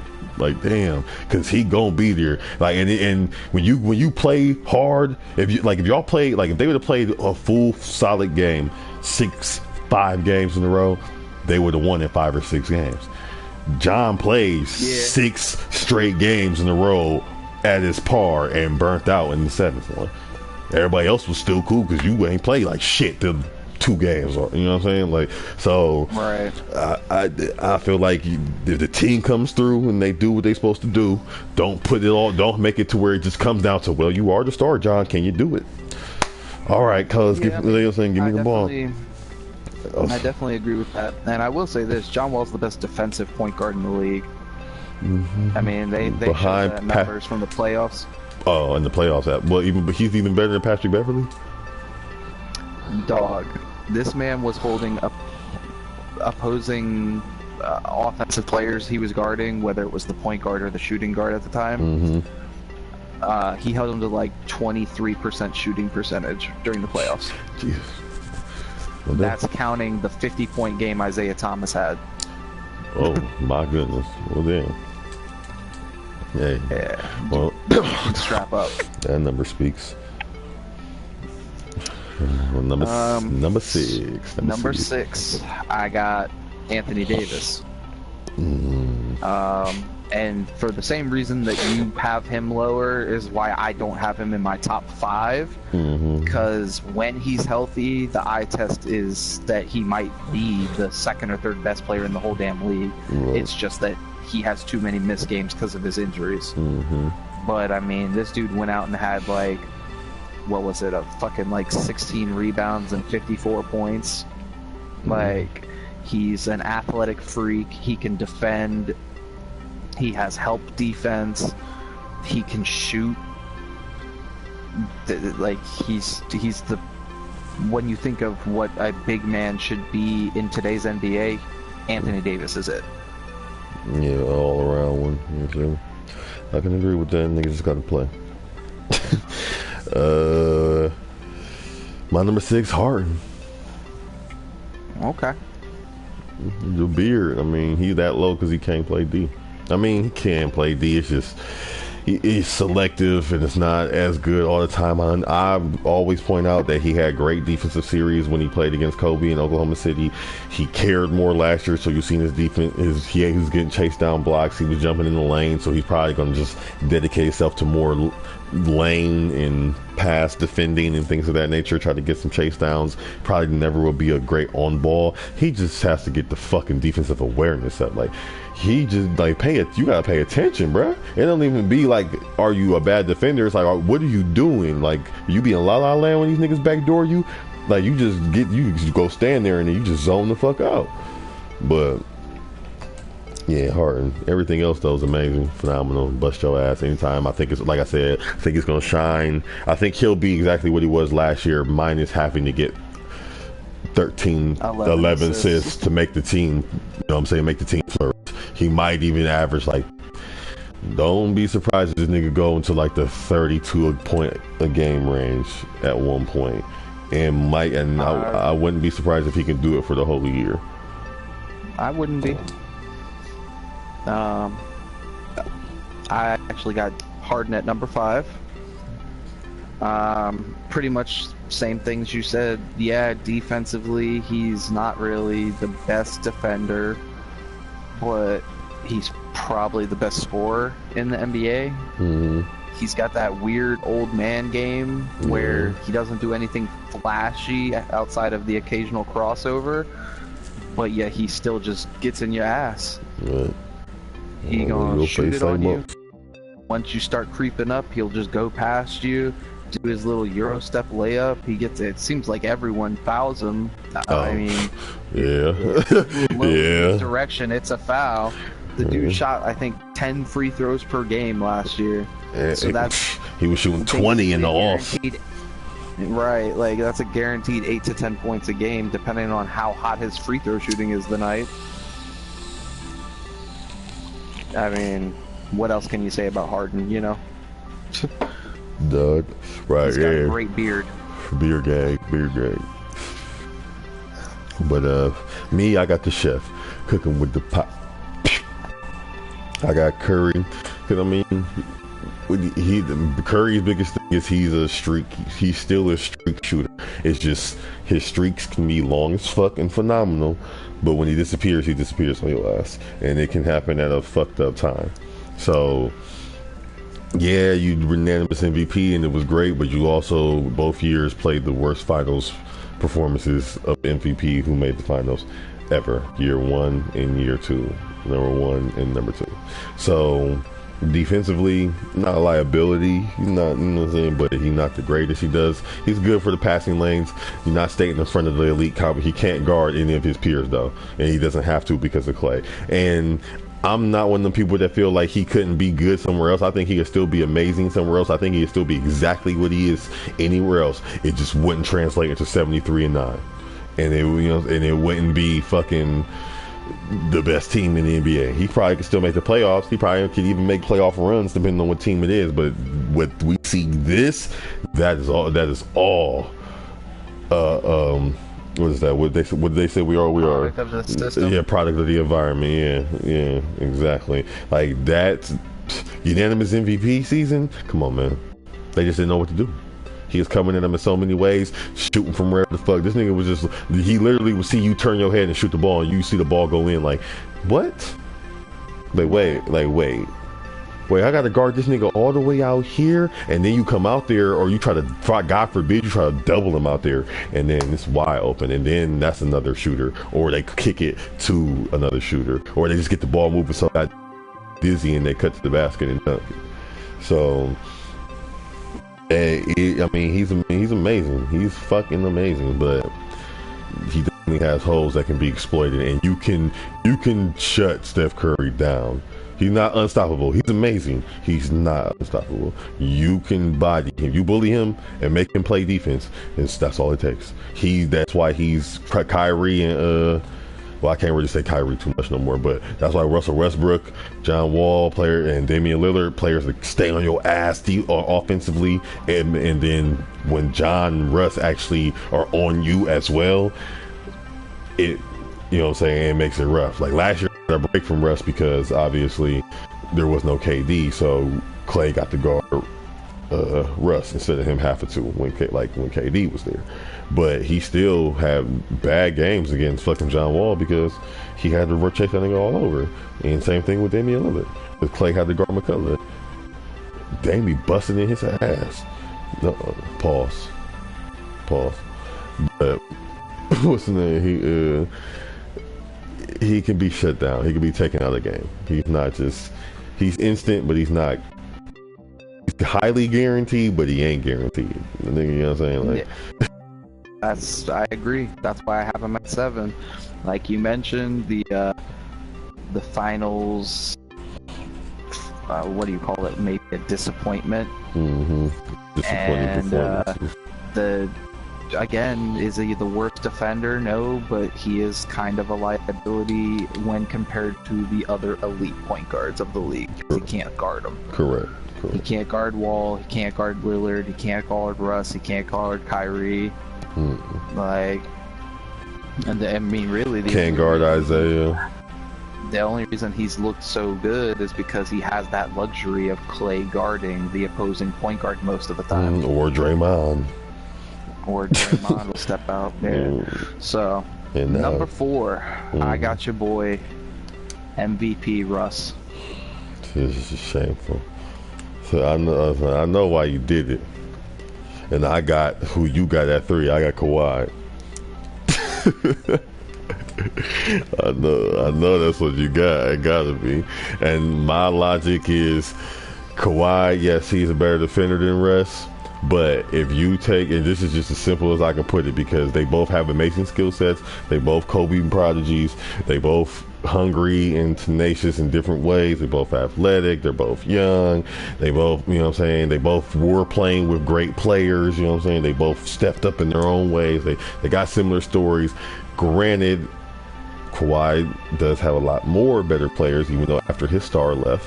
And his coach is legendary compared to Russ had to switch coaches, and now he's dealing with a college coach and no goddamn team around him. But if you take Kawhi, him on OKC last year, and you take Russ and put the Spurs is still the 3rd or the 2nd seed, and they still go to the finals and play the Warriors.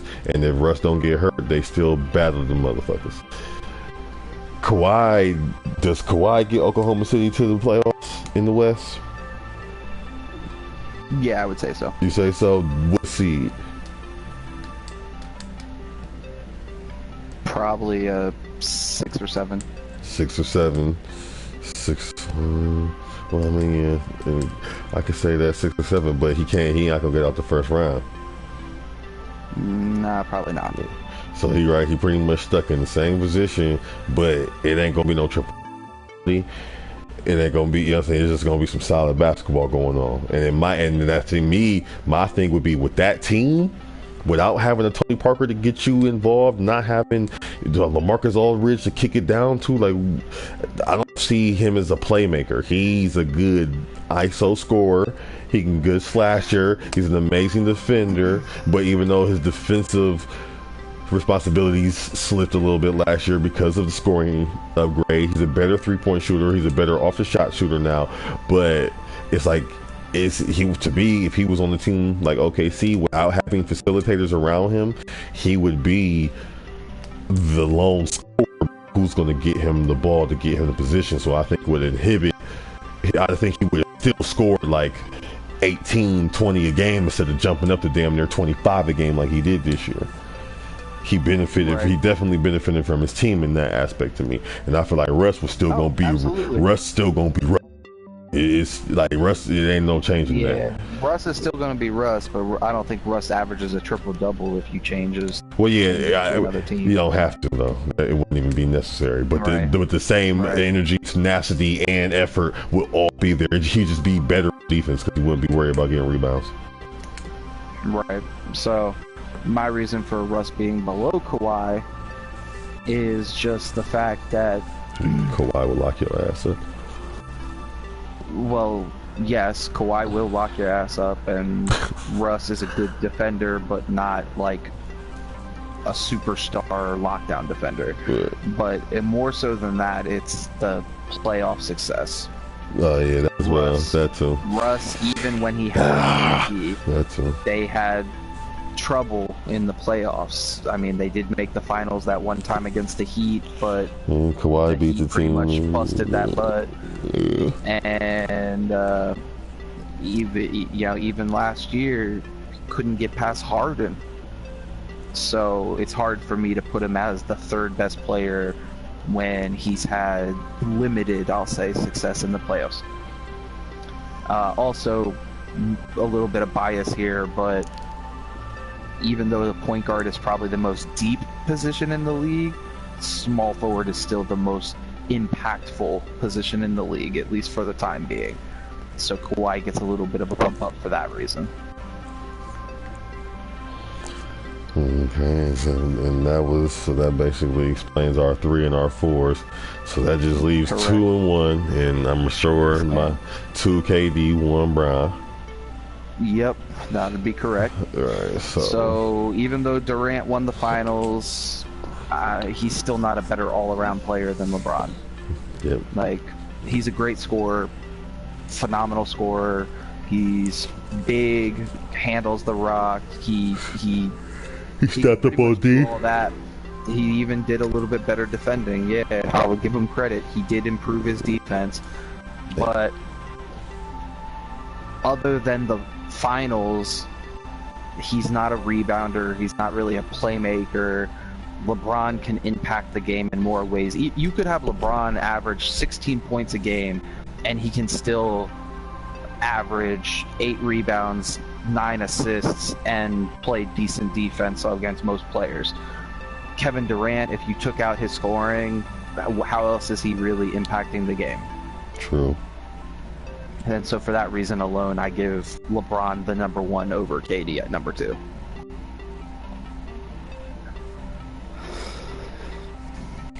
Yeah. No, I mean, shit, no. That's basically it to a T. That's all it comes down to. It ain't changed because of that finals performance. It ain't gonna change unless KD average triple-double. then I say he better than Brown. Or if he come out, he ain't even got average triple-double. If he just come out and get more triple-doubles than Brown did this year, does next year, then I'll say he's better than Brown. Right. Do it again. Show me you can do it more than once. Mm-hmm. But get the triple doubles though. Like you literally, like if he's not average triple double, but if he can out triple double Brown, if Brown finishes the season with 16 and he finishes the season with 17, then I would say he's a better player than LeBron. Right. Well, I think that's it. That brings an end to the list. I'm sure we'll get plenty of comments from people about how they disagree with our order. How did we leave this person off? How did we put this person so low or put this person so high? So I look forward to reading those. Yeah, I mean, that's the best part. I want to see. I mean, honestly, I feel like our list is way more respectable than the shit Espn and S.I was spewing out. Oh, absolutely. Talking about Draymond Green, a top 10 player. Fucking Giannis at number 4. Like, what? Yeah, like I know I know there were some people, like I left Kyle Lowry off. That was kind of a personal bias, but also I do feel like all the other people I picked are more important than him. So, and what's his name? And I left some people off based off of you for just not performing to where I think they should have performed already. But that's what the fuck this is, an opinion. So, That's where I'm at. Shout out my nigga Hoodie Mellow. Stamp that. Done. Always. It's an opinion for a reason.